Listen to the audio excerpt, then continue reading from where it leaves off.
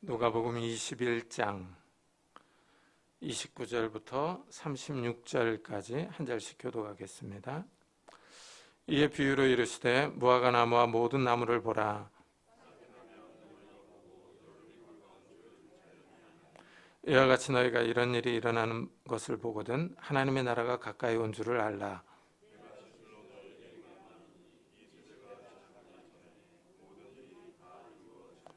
천지는 없어지겠으나 내 말은 없어지지 아니하리라.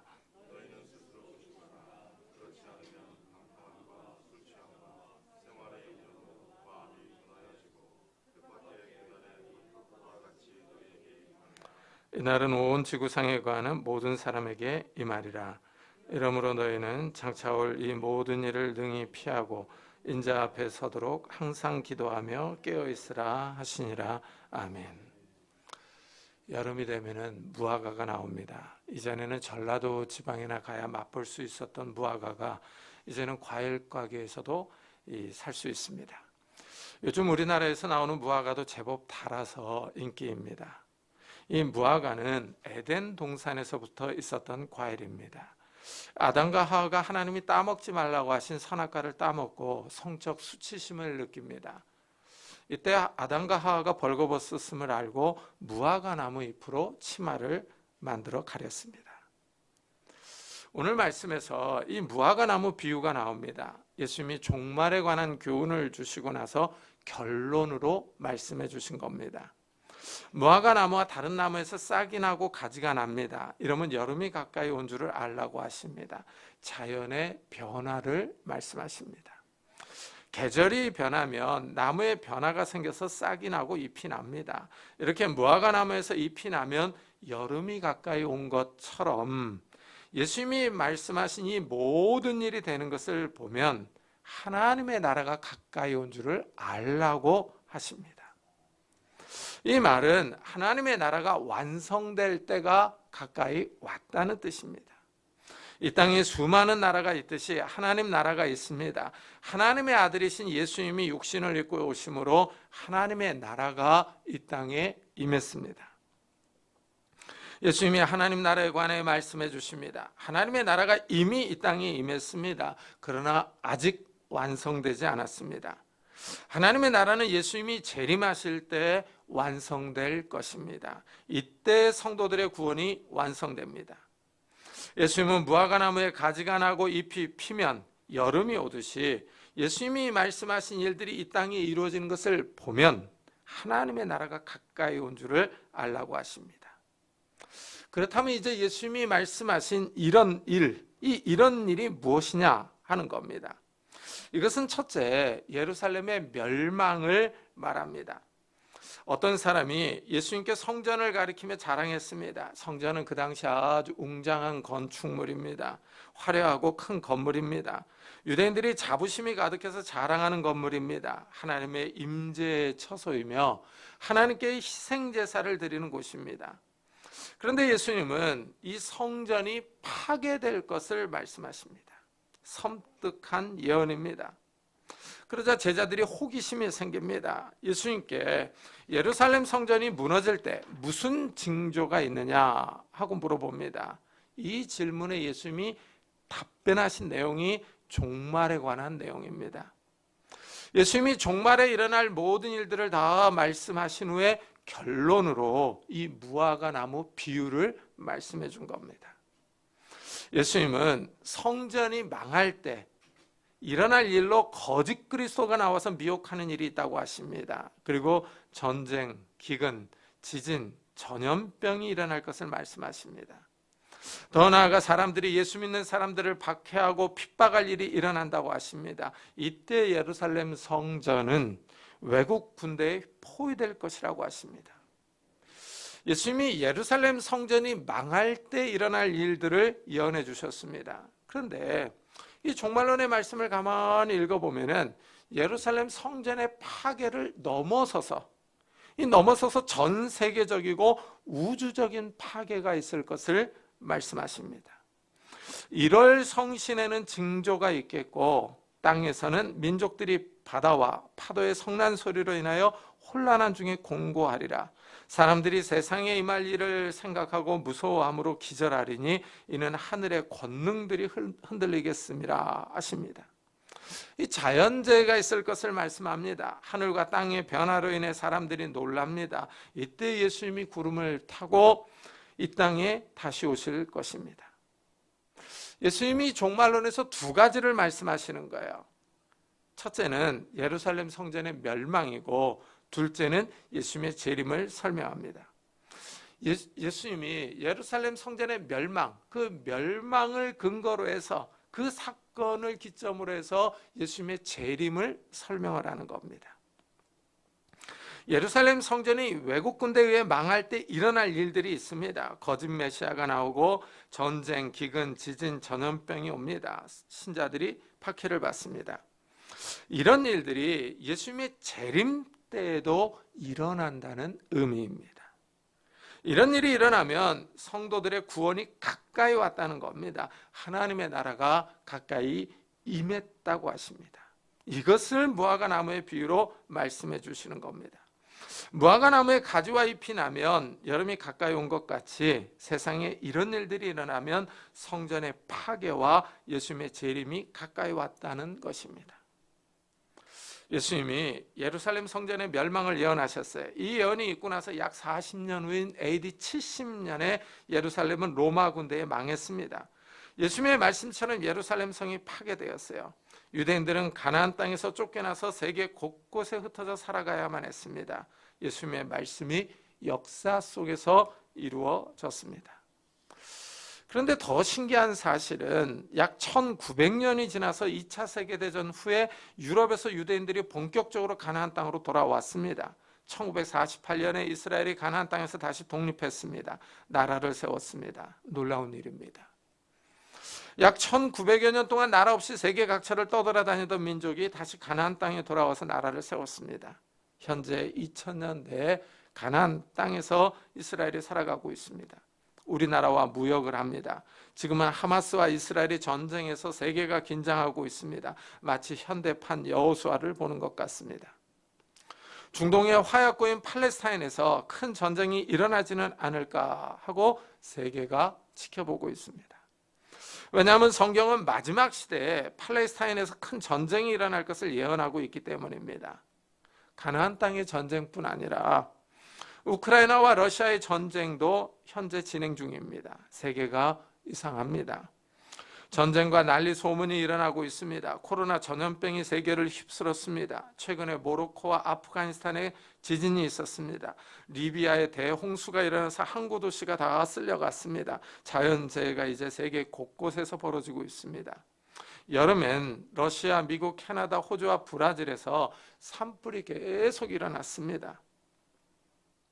가뭄이 심해서 스페인에서는 올리브 농사를 망쳐서 올리브 기름의 가격이 치솟았다는 뉴스가 나옵니다. 미국 캘리포니아에서는 지하수 고갈로 농사를 짓지 못한다고 합니다. 신기하게도 우리가 살아가는 이 시대에 예수님이 말씀하신 일들이 벌어지고 있습니다. 예수님은 이런 일이 일어나는 것을 보면 하나님 나라가 가까이 온 것을 알라 하십니다. 우리의 구원이 가까이 온 것입니다. 예수님의 말씀이 역사에서 이루어지고 있습니다. 우리가 사는 이 시대에 일어나고 있습니다. 말씀이 현실이 되고 있습니다. 이것을 보면 말씀이 살아있다 하는 것을 알 수 있습니다. 하나님의 말씀이 사실입니다. 이래서 성경이 신비롭습니다. 하나님의 말씀이 살아있습니다. 하나님은 사람이 아니시니 거짓말을 하지 않으시고 인생이 아니시니 후회가 없으시도다. 어찌 그 말씀하신 바를 행하지 않으시며 하신 말씀을 실행하지 않으시랴 하십니다. 사람은 빈말을 하고 거짓말도 합니다. 그러나 하나님은 거짓말을 하지 않으십니다. 사람은 말해놓고 후회합니다. 그러나 하나님은 후회하지 않습니다. 사람은 자신의 말을 잊어버리기도 하고 의도적으로 지키지 않기도 합니다. 또한 사람은 자신의 말을 실행할 능력이 없기도 합니다. 그러나 하나님은 한번 말씀하신 것은 꼭 행하십니다. 잊지 않고 기억하고 계시며 그 말씀을 역사에서 실행하십니다. 여기에 우리가 주목해야 합니다. 하나님의 말씀이 살아있습니다. 하나님이 살아계셔서 이 역사를 다스리시며 세계 여러 나라를 통치하십니다. 하나님의 말씀이 역사 속에서 성취됩니다. 예수님이 내가 진실로 너에게 이르노니 이 세대가 지나가기 전에 모든 일이 다 이루어지리라 하셨습니다. 정말 예수님의 말씀대로 예루살렘 성전이 AD 70년에 망했습니다. 하나님의 말씀이 역사에서 이루어졌습니다. 예수님은 예루살렘이 망한 사건으로 이제 예수님의 재림 때 일어날 일을 예언하신 겁니다. 예루살렘이 망할 때 일어났던 일들이 일어나는 것을 보면 하나님의 나라가 가까이 온 줄을 알라고 하십니다. 우리의 구원이 가까이 오는 것입니다. 어떻습니까? 우리 성도님들은 하나님의 나라가 가까이 오는 것이 믿어지십니까? 하나님의 구원을 사모하고 계십니까? 현재 일어나고 있는 일들을 보면 세계가 어디로 흘러갈지, 어떻게 변해갈지 궁금합니다. 자연재해는 더 심해지고 전쟁의 소문이 더 심해집니다. 이 일로 에너지와 식량 가격이 치솟았습니다. 여기에 국제 경제 질서가 흔들리고 있습니다. 미국은 금리를 계속 올리고 있습니다. 선진국들과 우리나라는 빚이 너무 많습니다. 불안한 정세가 계속 이어지고 있습니다. 이렇게 세상이 흔들리며 요동칠 때 성도들은 하나님을 더 의지해야 합니다. 하나님의 말씀을 붙잡아야 합니다. 시편 기자는 세상이 요동칠 때 이렇게 행동하라고 합니다. 하나님은 우리의 피난처시요 힘이시니 환난 중에 만날 큰 도움이시라. 그러므로 땅이 흔들려 변하든지 산이 흔들려 바다 가운데 빠지든지 바닷물이 솟아나고 뛰놀든지 그것이 넘침으로 산이 흔들릴지라도 우리는 두려워하지 아니하리로다.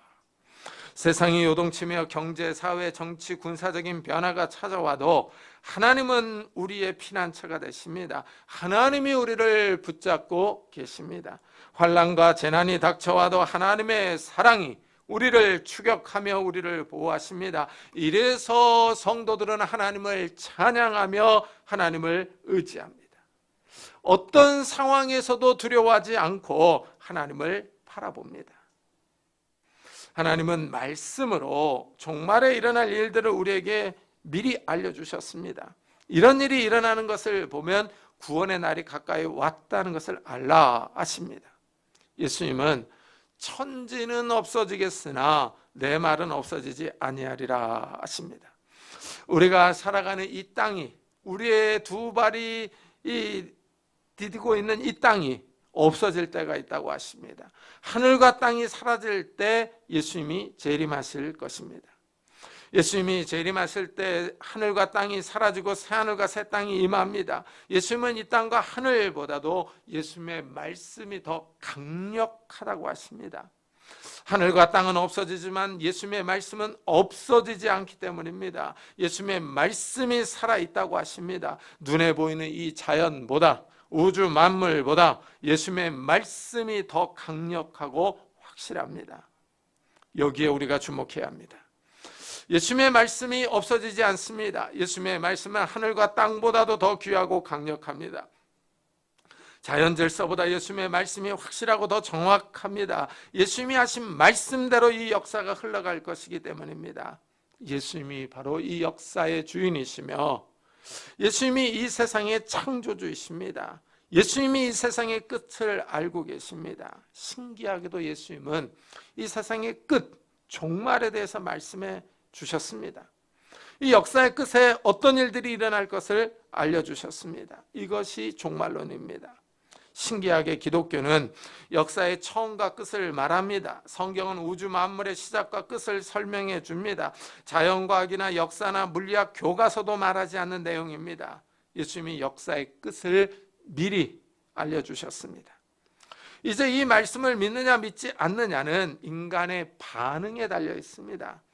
예수님의 말씀이 진실하다고 믿는 사람들이 있는가 하면 믿지 않는 사람들이 있습니다. 예수님의 말씀을 아멘 하면서 받아들이는 사람들은 그렇다면 이제 어떤 자세로 살아가야 하느냐 하는 것입니다. 먼저 예수님은 너희는 스스로 조심하라. 그렇지 않으면 방탕함과 술 취함과 생활의 염려로 마음이 둔하여지고 뜻밖의 그날이 덕과 같이 너에게 임하리라 하십니다. 마지막 시대를 살아가는 성도들은 스스로 조심해야 합니다. 스스로 자신의 삶을 주의하면서 살아가야 합니다. 왜냐하면 자신의 구원 문제가 달려있기 때문입니다. 초보 운전자는 매우 긴장하며 조심합니다. 속도를 높이는 것이 두렵습니다. 혹시 사람이 튀어나오지는 않을까? 옆차가 가까이 오지는 않을까? 신경을 쓰면서 운전합니다. 신호도 아주 잘 지킵니다. 운전에 아주 조심합니다. 사실 초보 운전자나 경력이 많은 운전자나 다 조심해야 합니다. 사고가 나면 끝이기 때문입니다. 이렇게 운전자가 차와 사람을 조심하듯이 마지막 시대를 살아가는 성도들은 자신을 조심해야 합니다. 종말이 가까이 오기 때문에 조심하는 겁니다. 예수님은 스스로 조심하라 하십니다.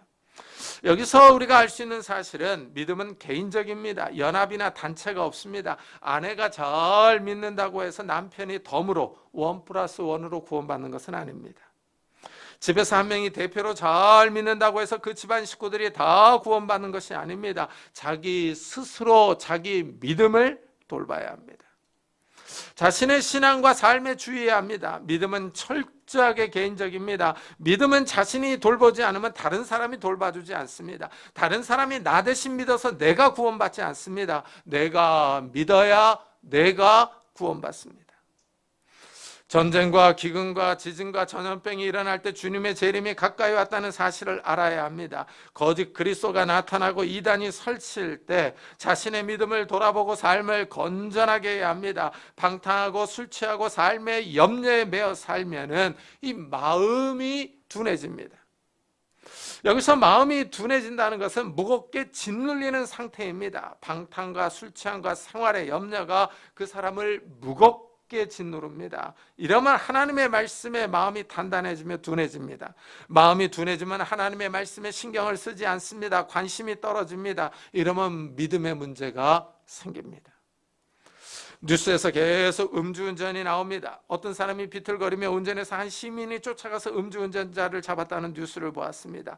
술에 취하면 감각이 둔해집니다.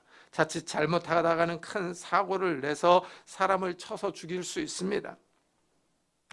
음주운전자가 가장을 치어 죽여서 한 가정이 무너지기도 합니다. 술 취해서 운전하는 것이 무섭습니다. 그런데도 사람들이 술을 마시고 운전합니다. 정신을 차리지 못하고 스스로 조심하지 않습니다.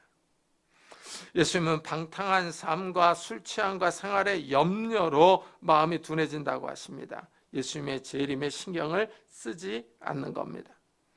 하나님의 말씀을 마음에 담아두지 않는 것입니다. 여기서 우리 믿는 성도들이 가장 조심해야 할 것은 생활의 염려입니다. 지나치게 무엇을 먹고 살 것인지에 몰두하면 믿음이 떨어질 수 있습니다. 생활의 염려가 과하면 신앙의 문제가 생깁니다. 돈을 많이 벌려는 염려가 지나쳐도 하나님을 의지하지 않습니다. 예수님이 씨 뿌리는 비유를 말씀해 줍니다. 한 농부가 밭에 나가서 씨를 뿌립니다. 어떤 씨는 길가에, 다른 씨는 돌밭에, 다른 씨는 가시밭에 떨어집니다. 이 세 종류의 밭에 떨어진 씨는 열매를 맺지 못합니다. 마지막에 좋은 땅에 떨어진 씨가 30배, 60배, 100배의 결실을 맺습니다. 그런데 세 번째 가시밭에 떨어진 씨가 열매를 맺지 못하는 이유가 있습니다. 가시떨기에 뿌려졌다는 것은 말씀을 들으나 세상의 염려와 재물의 유혹에 말씀이 막혀 결실하지 못하는 자요 하고 설명해 줍니다. 믿음을 가로막는 것이 세상의 염려와 물질입니다. 경제적인 문제가 신앙의 발목을 잡습니다. 무엇을 먹고 살 것인가 하는 문제에 집착하면 마음이 둔해집니다. 돈에 욕심을 부리면 하나님의 능력을 생각하지 않습니다. 예수님은 너희 목숨을 위하여 무엇을 먹을까, 몸을 위하여 무엇을 입을까 염려하지 말라 하십니다. 경제적인 염려와 근심이 들면 기도해야 합니다. 하나님의 도우심을 바라보고 기도해야 합니다. 염려는 백해 무익합니다. 삶에 도움이 되지 않습니다. 그러나 기도는 삶에 도움이 됩니다. 염려가 들 때 하나님을 바라보고 기도하시기를 바랍니다. 예수님은 의식주의 문제보다 하나님 나라를 먼저 추구하라고 하십니다. 그런즉 너희는 먼저 그의 나라와 그의 의를 구하라. 그리하면 이 모든 것을 너희에게 더하시리라. 우선순위에 신경을 써야 합니다. 하나님의 나라를 먼저 구하면 하나님이 의식주 문제를 도와주십니다. 먹고 살 것을 주십니다. 그러나 의식주 문제를 먼저 구하면 신앙의 문제가 생깁니다. 세상 사는 일이 바쁘면 마음이 둔해집니다. 경제적인 문제에 신경을 쓰고 집착하면 예수님의 재림을 잊어버리고 살아갑니다. 예수님의 재림이 갑자기 생각하지 않은 날에 옵니다. 뜻밖의 그날이 덫과 같이 너에게 임하리라 하십니다. 짐승을 잡는 덫은 야생 짐승이 지나다니는 길에 설치해 놓습니다. 덫을 건드리면 튀어올라서 발목이 잡힙니다. 우리의 삶이 덫에 걸릴 수 있습니다. 술 취하고 방탕하며 세상 즐거움에 빠져 살다가는 덫에 걸리듯이 우리의 삶이 망가집니다. 덫을 놓을 때 야생 짐승들에게 경고하지 않습니다. 이 길에 덫이 놓여 있으니 피해가라고 말해주지 않습니다. 야생 동물들은 전혀 감지하지 못했을 때 덫에 걸립니다. 덫에 걸리면 짐승의 생명이 끝납니다. 그러나 예수님은 성도들에게 미리 종말에 일어날 일을 말씀해 주셨습니다.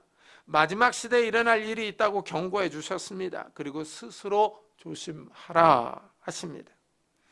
조심하면 이 덫에 걸리지 않습니다. 예수님의 재림을 놓치지 않습니다. 그러나 조심하지 않으면 덫에 걸립니다. 언제 덫에 걸릴지 모르듯이 덫에 걸립니다. 세상 즐거움에 취해서 살면, 먹고 마시며 인생을 즐기면 예수님의 재림을 잊어버립니다. 예수님의 재림이 중요하지 않습니다. 자기 삶이 먼저입니다. 이 세상에서 성공하여 인생을 즐기는 것에 더 신경을 쓰면 마지막 시대에 일어나는 일들이 오히려 기회같이 느껴집니다. 세상이 흔들릴 때 한몫 크게 잡을 기회로만 보입니다. 구원을 등한시하게 됩니다. 예수님의 재림이 무서운 이유는 심판을 동반하기 때문입니다. 이 세상에 사는 모든 사람에게 임하는 심판의 날입니다. 이 날은 온 지구상에 거하는 모든 사람에게 임하리라. 마지막에 하나님의 심판이 있습니다. 이것이 문제입니다. 하나님의 심판이 없으면 좋겠는데 심판이 있습니다. 하나님의 심판을 피해갈 능력이 있으면 좋을 텐데 능력이 없습니다. 이 땅에 살았던 모든 사람은 다 하나님의 심판을 받을 때가 있습니다. 죽음으로 모든 것이 끝나지 않습니다. 죽음 후에 심판이 있습니다. 목자가 양과 염소를 구분하듯이 예수님이 사람들을 분류하십니다. 하나님 나라에 들어갈 사람이 있는가 하면 영원히 타는 유황불못에 들어갈 사람이 있습니다. 중간이 없습니다. 다시 기회도 없습니다.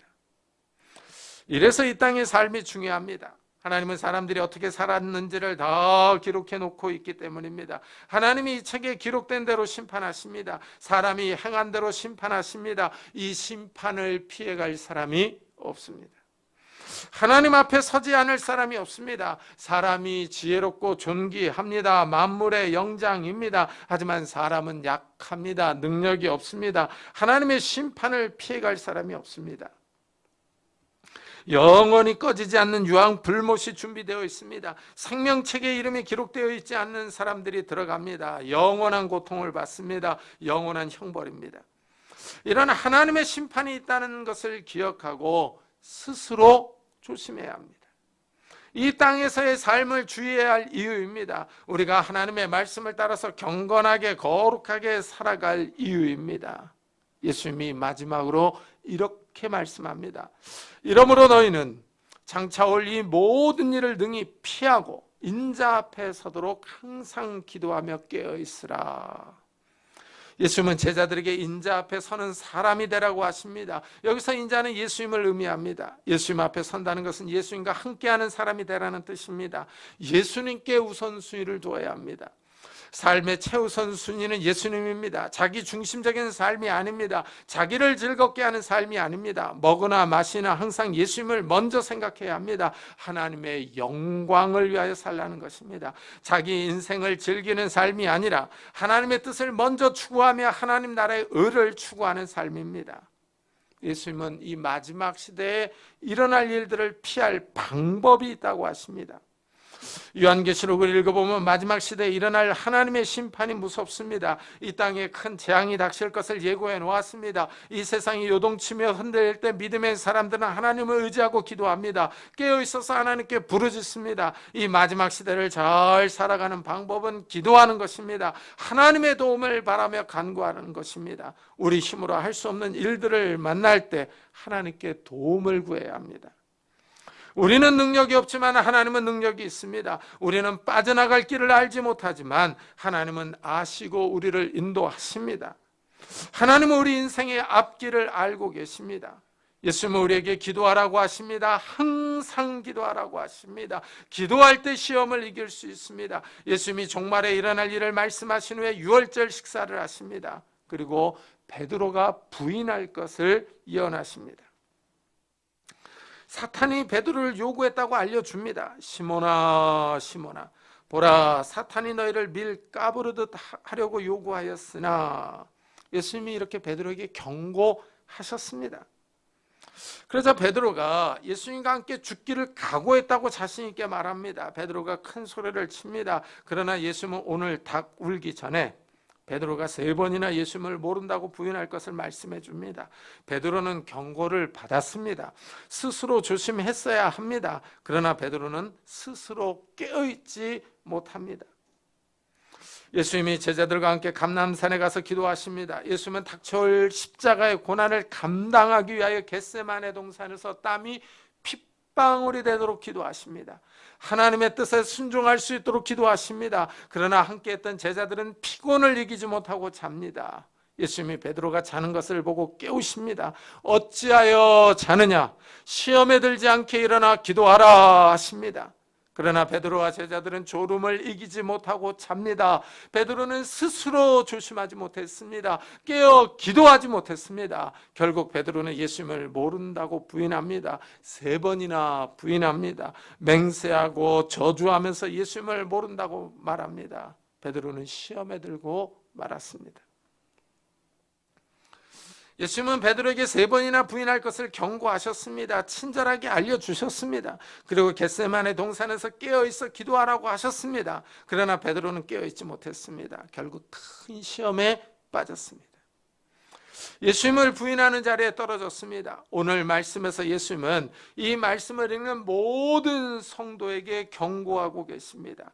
마지막 시대에 우리의 믿음을 시험하는 일들이 발생할 것이라고 하십니다. 자연재해와 전쟁과 기근과 지진과 전염병이 올 것이라고 하십니다. 거짓 메시아와 거짓 선생들이 나와서 미혹할 것이라고 예고하십니다. 이 모든 시험과 환난을 피하고 예수님 앞에 서도록 깨어있어 기도하라 하십니다. 우리는 이 말씀을 마음에 새겨야 합니다.